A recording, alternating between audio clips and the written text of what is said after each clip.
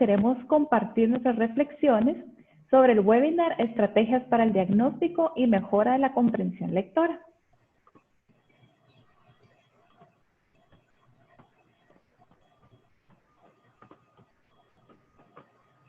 La primera reflexión que queremos compartir es sobre los elementos que intervienen en la comprensión.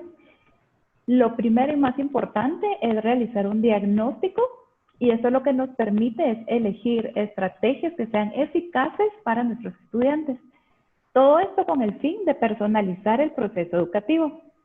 En este diagnóstico tomamos en cuenta procesos cognitivos, pero también emocionales. El primer elemento es el nivel de comprensión y vocabulario. En este, pues están dos procesos, está el microproceso que va desde la decodificación hasta la comprensión literal y los macroprocesos en donde el estudiante ya aplica lo que comprende de los textos, lo aplica en su vida. Otro elemento importante es el texto y su propósito. Acá debemos elegir el texto junto a nuestros estudiantes, conocerlos, saber cuáles son sus intereses e involucrarlos en este proceso. Debe ser apropiado a su nivel. Este nivel nos lo da el diagnóstico, pero también tiene que ser retador. Los tenemos que empujar un poquito más allá de donde están actualmente. El siguiente elemento es el estado físico y emocional. Estado físico, pues es importante saber cómo se encuentran de salud. Dicen que con hambre y frío no se puede aprender. Entonces es muy importante saber cómo están ellos, pero también todo el aspecto emocional. El aula, ya sea física o en estos momentos virtual, debe ser un ambiente seguro y de confianza para nuestros estudiantes. La siguiente reflexión es sobre las recomendaciones para crear hábitos y lectores autónomos. Un lector autónomo es aquel que disfruta la lectura y que también la utiliza en su vida. Entonces, entre las recomendaciones está crear un espacio en donde se respire un ambiente lector. Esto no solamente los docentes en el aula, sino muy importante los padres de familia en la casa. Una de las recomendaciones que nos llamó mucho la atención es sobre crear un club de lectura familiar, en donde toda la familia está involucrada y están leyendo el mismo libro y en algún momento, ya sea durante la cena o en la noche, comparten sus intereses sobre este libro que están leyendo. Otra recomendación es el modelaje. Esto es por parte de los adultos y pues es muy importante que los estudiantes vean, observen a sus papás y a los docentes leer y que están comprometidos con este proceso. Luego está la motivación. Eso es muy importante. Acá tomamos en cuenta los gustos y los intereses de los niños. Y nos mencionaba la doctora que no es importante que no nos afanemos con terminar un libro, que podemos dejar un libro por otro que sea más interesante, pero lo más importante es que se mantenga el interés por la lectura. Asimismo, tampoco nos debemos preocupar tanto por la velocidad de la lectura, siempre y cuando no se pierda el interés. Y nos decía, lleva tu libro a todos lados. Por último, el horario. El momento de lectura tiene que ser un momento que se disfruta, que no sea dentro del horario de las tareas para que no sea considerado una tarea. Esto se establece también en el aula y en la casa.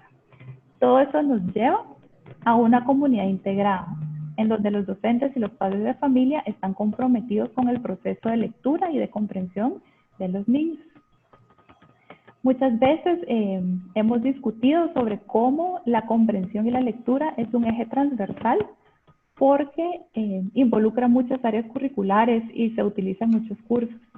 Pero nos queda de este webinar que además de ser un eje transversal, tiene una alta carga de valores y actitudes y sobre todo una acción en donde el objetivo principal es que se genere un pensamiento crítico y creativo. Eso quiere decir que se utilice, que lo utilicen en la vida y nos lleva a metas claras. ¿Para qué hago lo que hago? Que el estudiante pueda cuestionarse para qué está haciendo, para qué está leyendo y aprendiendo. Y pues la lectura es una competencia en constante ejecución porque la estamos utilizando todo el tiempo.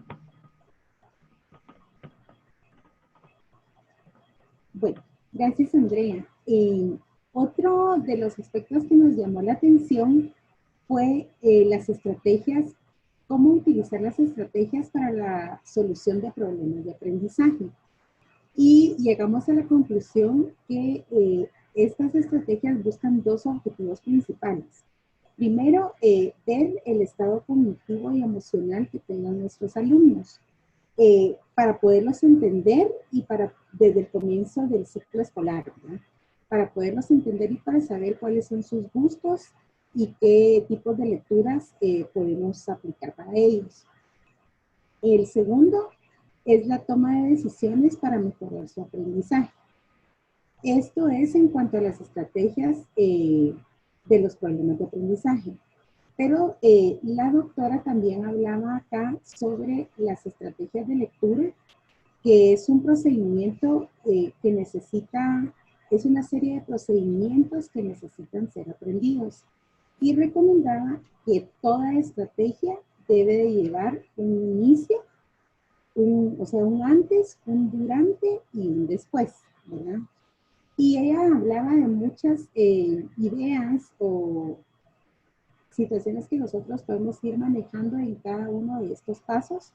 Por ejemplo, ella mencionaba que antes de la lectura, pues es muy importante establecer objetivos, dirigir el pensamiento a lo que nosotros queremos y a los intereses de nuestros alumnos, activar conocimientos previos, que eso es muy importante, ¿verdad?, de una lectura, hacer lluvia de ideas, entre otras actividades.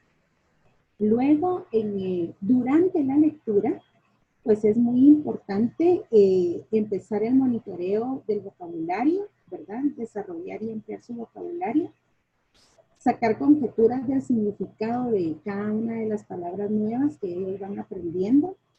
Y también recomendaba mucho el ir subrayando como ideas principales dentro del libro o de la lectura que estamos desarrollando. Y en el después, ella recomendaba mucho el parafrasear, el hacer resúmenes, el uso de muchos organizadores gráficos, que ella también mostraba varios ejemplos ahí, ¿verdad? Y también pues hablaba mucho, como ya lo mencionó Andrea, sobre que la lectura es una competencia en ejecución, ¿verdad? Nos llamó mucho la atención que es una competencia en ejecución porque se inicia, por ejemplo, en la lectura, ¿verdad? Y es un proceso que se va dando en todos los grados de la primaria y en los grados de la secundaria, ¿verdad? Pero pues con esto pues aprendemos a leer, a comprender lo que se lee, a inferir, a ampliar nuestro vocabulario, ¿verdad? Luego también otro aspecto que nos llamó mucho la atención fueron las características que debe de tener el buen lector. Y pues la primera es que realiza pocas fijaciones en cada línea, evita movimientos corporales. Muchas veces vemos en nuestras aulas que hay niños que están en constantes movimientos con su cuerpo al momento de leer y esto quita mucho la concentración al leer el libro. Luego también que realiza una lectura continua, ¿verdad? Lee vocalizando y sin vocalizar. Mantiene un ritmo de lectura adecuado y una riqueza de vocabulario. También ella mencionaba mucho que no nos preocupemos mucho por el número de palabras que el niño vaya leyendo por minuto, ¿verdad? Sino que más que todo que vaya comprendiendo lo que va leyendo. También otro aspecto que nos llamó mucho la atención fueron las técnicas de lectura, o sea, las diferentes formas de lectura en que nosotros podemos trabajar dentro del aula con los niños. Ella mencionaba la lectura grupal, la lectura predictiva, ¿verdad? La coral, la teatral y la lectura de la construcción social del conocimiento. Entonces, estos fueron los aspectos más importantes que llegamos a la conclusión con Andrea, que nos llamaron la atención. Un webinar bastante interesante, en donde nos dieron muchas técnicas y muchas ideas y conocimientos bastante importantes para aplicarlos dentro del aula.